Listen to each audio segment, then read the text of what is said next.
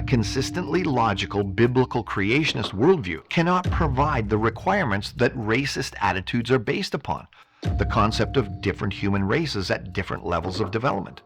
But the story of evolution is completely compatible with them.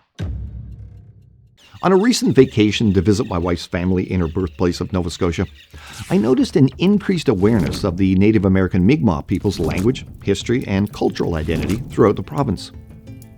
My wife has long been fascinated with the study of her family history and has discovered through DNA and family research that she actually has Mi'kmaq ancestry.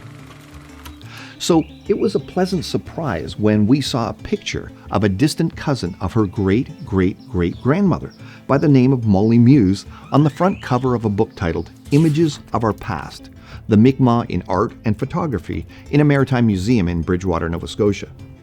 For several years now, I've been using a similar picture of Molly in one of my presentations that I typically do at conferences and church events, which I've titled The Race of Man.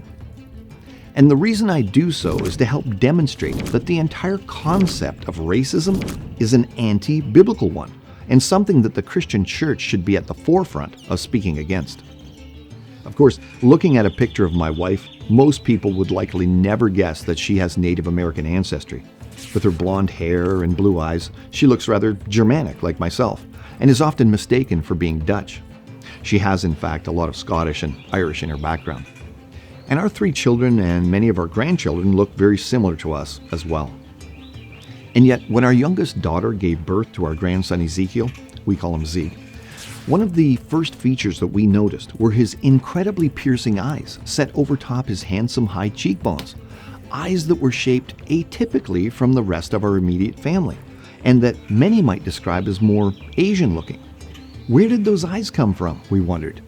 And this set my wife off on a journey of discovery and a retrieval of old photographs from a variety of her ancestors that eventually culminated in her finding the picture of Molly, with her stunning eyes looking at us from the past, and yet also staring at us in the present from the handsome face of my little grandson.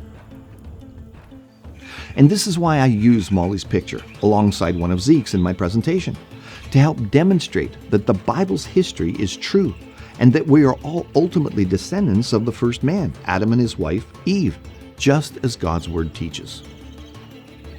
And he made from one man every nation of mankind to live on all the face of the earth. Acts 17, verse 26.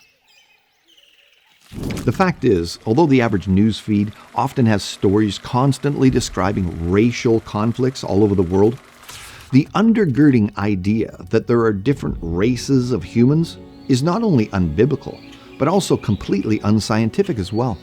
And we've known this for quite some time now, with confirmation coming from the Human Genome Project, or HGP. Launched in 1990 and declared essentially complete on April 14, 2003, the HGP was a massive internationally collaborative effort, with scientists from around the world working together on a research project with the goal of determining the base pairs that make up human DNA. Because the vast majority of the human genome is the same in all humans, rather than mapping the genome of a specific individual, the project involved sequencing a number of individuals and then assembling to get a complete sequence for each chromosome. The attempt to identify, map, and sequence the entire human genome from both a physical and a functional standpoint was indeed a colossal effort. Ultimately, the HGP's finished work is a mosaic of all humanity, not representing any one individual. And as far as the concept of race goes, a New York Times web article summarized their findings this way. Scientists at the National Institutes of Health recently announced that they had put together a draft of the entire sequence of the human genome, and the researchers had unanimously declared there is only one race, the human race. This statement is often a shock to people, as the entire concept of racism is utterly dependent upon the belief that there are in fact supposedly different human races, typically thought to be differentiated because of skin color, eye shape, or other external physical characteristics. And yet, the article I just quoted reported on the HGP's findings on that as well. If you ask what percentage of your genes is reflected in your external appearance, the basis by which we talk about race, The answer seems to be in the range of 0.01%. Isn't it astonishing that throughout human history, people from around the world have shunned, maligned, persecuted, brought violence against, murdered, and committed genocide against other people, all because of such an infinitesimally small difference between those people's genes and their own? And even though we supposedly live in a modern, progressive society, with clear science demonstrating the fact that the entire concept of race is absurd, racist ideas not only persist, but are becoming more prominent than ever amongst certain groups, with ideas like segregation by race becoming commonplace and even championed in our institutions of higher learning. So, where are these racist ideas coming from? Well, they certainly don't come from a plain reading of the Bible. The idea that there are different races of humans is in direct conflict with the biblical teaching that we are all descendants of our original grandparents, Adam and Eve. The Bible makes it clear that we're all related to that original couple God created in the Garden of Eden on the 6th day of the creation week, which aligns exactly with what the HGP research confirmed. There's only one race, the human race. However, most of us have been conditioned to view people through a racial lens that emanates from an evolutionary standpoint.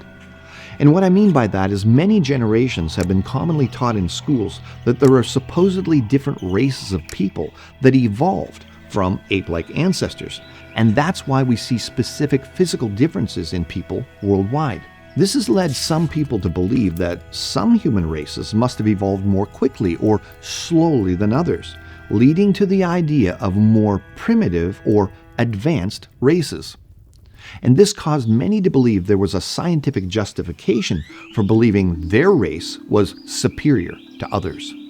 But really, all we're seeing is various combinations of genes that all came from our original parents, combined with several varieties caused from genetic mutations we've collected along the way over the last approximately 6,000 years of Earth history. Mutations that delete or suppress existing genetic information, which is what you'd expect in a sin-cursed world.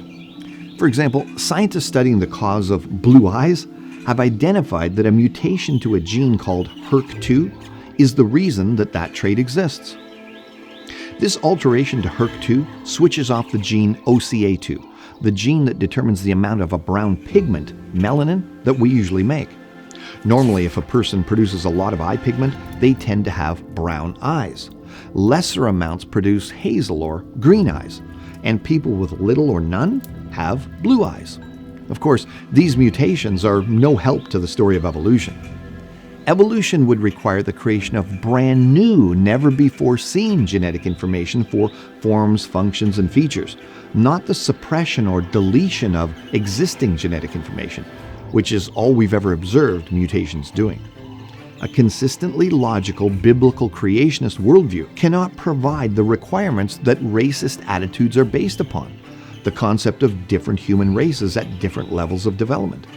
But the story of evolution is completely compatible with them.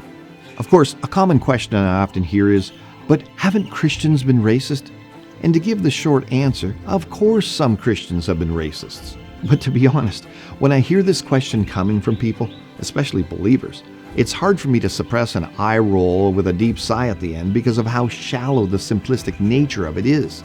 It's as if they're implying that because they can show an example here or there of some Christians that have been racists, then the aforementioned biblical and scientific arguments I just used must somehow be wrong. However, any worldview needs to be judged based on a consistent application, not on what someone claiming to be a representative of that worldview might have done. The point is, only Christians that have been logically inconsistent with what the Bible actually teaches about human anthropology and our ultimate origins, even those that would identify as creationists, would act in a racist fashion. And this is what we'll explore in more detail in Part 2.